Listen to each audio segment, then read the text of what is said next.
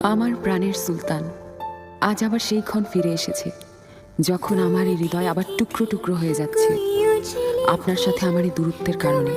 হে আমার আল্লাহ, তুমি আমার একমাত্র মুক্তির স্থান, আমার খুশি, আমার জীবন, আমার সুলতান।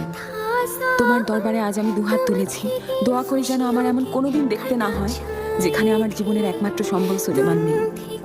আমি যেন খুব শীঘ্রই ওনার পবিত্র মুখশ্রী দেখতে পাই। সুলতান, আমি আর আমার ভালোবাসা শুধুই আপনার। আমি আপনার প্রেমদাসী হুররাম। আপনার জন্য এই কবিতাটি লিখেছি। প্রভাতের বাতাসে বিরহের সুর যেন ভেসে আসে।